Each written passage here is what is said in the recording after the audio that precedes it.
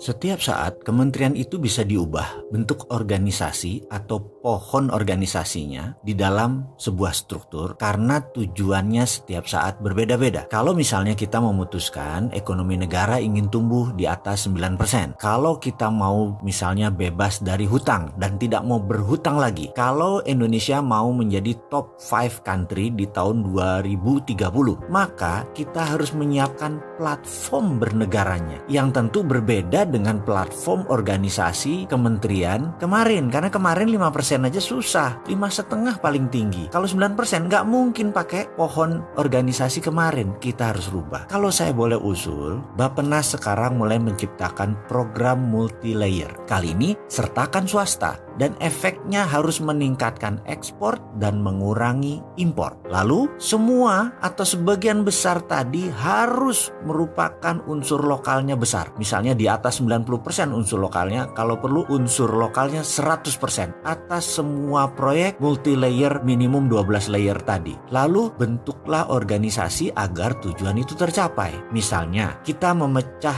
ke 3 Kemenko, 3 kementerian koordinator seperti Menko Equin, di mana Kementerian Keuangan, Menteri Perindustrian, Kementerian Perdagangan, Dirjen Pajak, UKM itu di bawah Menko Equin. Kemudian 2 lagi adalah Menko Kesra dan Menko ESDM. Menko Equin adalah Menteri Profit Center atau penghasil uang atau inflow uang masuk. Menko Kesra adalah Menteri Cost Center, semua yang cost center di bawah Kesra. Seperti pendidikan itu kan semua cost center, Menteri Agama semua itu cost center. Kemudian Menteri SDM adalah Menteri Technical Operation. Ini berbeda lagi karena dia bisa menghasilkan uang dan juga bisa spending. Lalu misalnya Kabinet Jilid 2 ini ada beberapa kantor kementerian yang ditutup. Misalnya Kementerian Daerah Tertinggal, tutup aja. Kementerian Sosial, tutup aja. Menteri Peranan Wanita, tutup aja. Kementerian Tenaga Kerja, tutup aja. Juga Kementerian Pemuda dan Olahraga, ditutup bukan berarti ditiadakan, tapi dijadikan dirjen atau jabatan eselon 1 di kementerian lain. Menteri Sosial kalau perlu langsung di bawah gubernur. Menpora di bawah Dekdikbud, Departemen Pendidikan dan Kebudayaan. Juga Kementerian Tenaga Kerja gabung aja di bawah Dekdikbud. Kenapa? Saat ini lulusan sekolah tidak bisa diserap sama tenaga kerja karena tidak ada koordinasi antar lembaga. Sekarang ini apa kebutuhan tenaga kerja? Karena di bawah satu pohon organisasi yaitu Departemen Pendidikan dan Kebudayaan, sehingga bisa nyambung, kurikulumnya nyambung dengan tenaga kerja. Zaman dulu digabung, entah kenapa toto dipisah menjadi Menteri Tenaga Kerja. Itu tidak perlu, dirjen aja tenaga kerja. Bener deh,